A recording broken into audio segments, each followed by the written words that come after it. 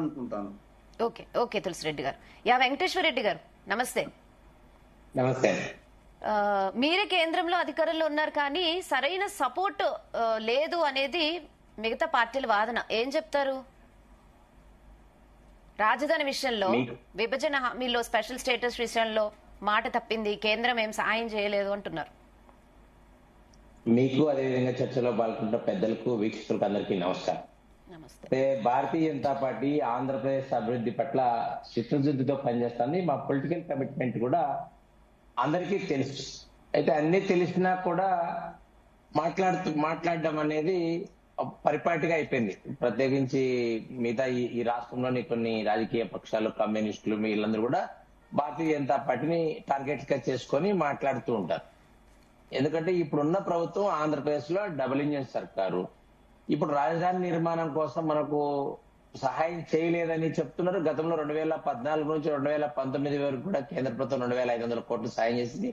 ఇప్పుడు 15,000 కోట్ల రూపాయలు కూడా ఇవ్వడం జరిగింది. తర్వాత కేంద్రానికి సంబంధించినటువంటి అన్ని ఆర్థిక సంస్థల కార్యకలాపాలు కూడా ఆర్బీఐ దగ్గర నుంచి అన్నింటి కూడా తర్వాత గడిచిన 2019 నుంచి 2024 మధ్యలో మంగళగిరిలో all India institute of medical science కు రాష్ట్ర ప్రభుత్వ సహకారం లేకపోయినప్పుడు కూడా దాన్ని నిర్మించి ఈ రోజు ప్రజలకు అందుబాటులోకి తీసుకురాడు. అదేవిధంగా national institute of fashion technology కానీ, ఎస్బీఐ కానీ, ఆర్బీఐ కానీ, అదేవిధంగా ప్లాస్టిక్ ఇంజనీరింగ్ టెక్నాలజీ సంస్థలు కానీ, ఇవన్నిటి కూడా జాతీయ సంస్థలే తీసుకురావడం.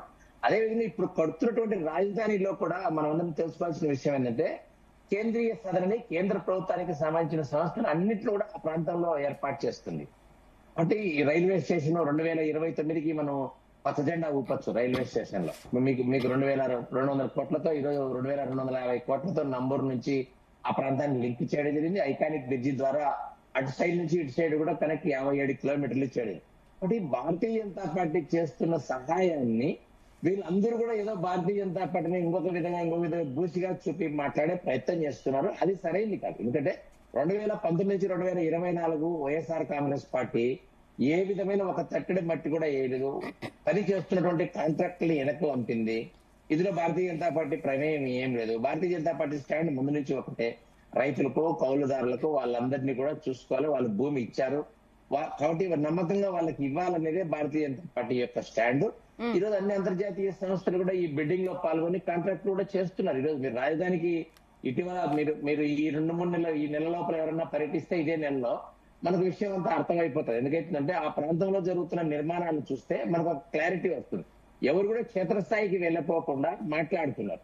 ఇదే కాకుండా కేంద్ర ప్రభుత్వం కేంద్రానికి సంబంధించి ఇదివరకు తులసిరెడ్డి గారు చెప్పినట్టు ఇదే ఈ పార్లమెంటు శీతాకాల సమావేశాల్లో కూడా మనకు చట్టబద్ధత తీసుకొచ్చే ప్రయత్నం కూడా భారతీయ జనతా పార్టీ నేతృత్వంలోని కేంద్ర ప్రభుత్వం కూడా చేయడం జరుగుతుంది. ఇవి కాకుండా అనేక రకాలుగా మీకు ఈ రోజు ఆ ప్రాంతంలో ఏదైతే ఇదివరకు హైకోర్టు ఉండిందో ఇప్పుడు శాశ్వతంగా ప్రాతిపదికన చేయటం కానీ, ఎందుకంటే మేము భారతీయ జనతా పార్టీ ఈ ప్రాంతంలో మేము కూటమి ప్రభుత్వంలో మేము అలయన్స్ లో ఉన్నాం కాబట్టి అవన్నీ చేయటానికి కూడా కేంద్రం అన్ని రకాల చర్యలు కూడా తీసుకుంటుంది. అయినప్పటికీ కూడా ఈ రాష్ట్రంలోని ప్రతిపక్షాలు మాట్లాడడంలో సరైనది కాదు. నిర్మలా సీతారామన్ గారు ఒక్కటే రోజే 15 కేంద్ర ప్రభుత్వ ఆర్థిక సంస్థలకు శంకుస్థాపన చేస్తారు. అవన్నీ కూడా రానున్న రోజులలో క్షేత్రస్థాయిలో పనిచేస్తాయి. జిఎస్టీది కానీ, ఐఏకార్ భవన్ ఇన్కమ్ ట్యాక్స్ కానీ అవన్నీ కూడా పనిచేస్తున్నాయి. ఒకవైపు రైలు దగ్గర నుంచి మిగతా అన్నింటినీ కూడా ఏర్పాటు చేసే క్రమంలో చేస్తుంటే ఈరోజు జగన్మోహన్ రెడ్డి మాజీ ముఖ్యమంత్రి గారు ప్రెస్ మీట్ లో ఆయన నదీ పరివాహక ప్రాంతము, నదీ గర్భానికి రెండింటికి తేడా లేకపోకుండా మాట్లాడిన సందర్భంలో వారు అదే విధంగా ఉన్నారు. అదే పాతతోనే ఏదో చెప్తారు కదా, 2019 అద్దాలు పెట్టుకుని ఈ రోజు చూసే ప్రయత్నం చేస్తున్నారు. ఇదే వైఎస్ఆర్ కాంగ్రెస్ పార్టీ యూటర్న్ తీసుకుంది. ఏమన్నారు సజ్జల రామకృష్ణారెడ్డి 2024 సెప్టెంబర్ లో మేము మళ్ళీ అధికారంలోకి వస్తే అమరావతిని కేంద్రంగా చేసుకొని, రాజధానిగా చేసుకొని మేము అక్కడ పరిపాలన సాగిస్తామని చెప్పారు. కాబట్టి దీనికి అంతటికీ కారణం ఎక్కడుంది? 2014 నుంచి 2019 వరకు ప్రతిపక్షంలో ఉన్నట్టు జగన్మోహన్ రెడ్డి గారు ఆ రోజు రాజధానిని ఒప్పుకున్నారు. ఎక్కువ ఎకరాలు ఉండాలని ఒప్పుకున్నారు. రాజధాని అన్న విషయం ఆంధ్రప్రదేశ్ లో అమరావతి అన్న విషయం ఎవ్వరికీ తేడా లేదు. చర్చ ముగిసిపోయింది 10 సంవత్సరాలు అయింది. దాని తర్వాత ఇప్పుడు నిర్మాణాలు జరుగుతున్న సందర్భంలో మళ్ళొక్కసారి చర్చను జగన్మోహన్ రెడ్డి గారు ప్రారంభించారు. యూటర్న్ తీసుకుంది వైఎస్ఆర్సీపీ. అయితే ఈ రోజు ఇదంతా వాళ్ళకి బూమరాంగ్ అవుతుంది లాస్ట్ వైఎస్ఆర్సీపీకి మళ్ళా. ఇది వరకు 2024 ఎన్నికల్లో రాజధాని అంశం ప్రధానంగా చర్చ జరిగి ఆంధ్రప్రదేశ్ అంతా కూడా జరిగినప్పటికీ కూడా హైకోర్టులో తీర్పు ఇచ్చినప్పటికీ కూడా వారికి ఇప్పటికి కూడా అర్థం కాలేదు జగన్మోహన్ రెడ్డి గారికి కానీ వైఎస్ఆర్ కాంగ్రెస్ పార్టీ నేతలకు కానీ.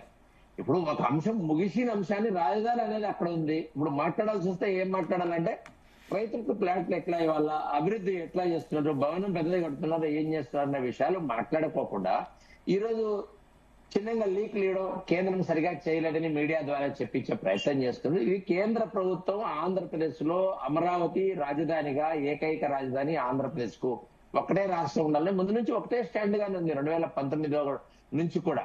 ఎందుకంటే రాజధాని ప్రాంతం సంబంధించిన ఆందోళన చేస్తున్నటువంటి రైతులు కానీ, పాదయాత్ర చేస్తున్నటువంటి రైతులను కానీ పరామర్శించి వాళ్ళకు మద్దతు సంఘీభావం తెలిపినటువంటి పార్టీ భారతీయ జనతా పార్టీ ఆంధ్రప్రదేశ్ లో.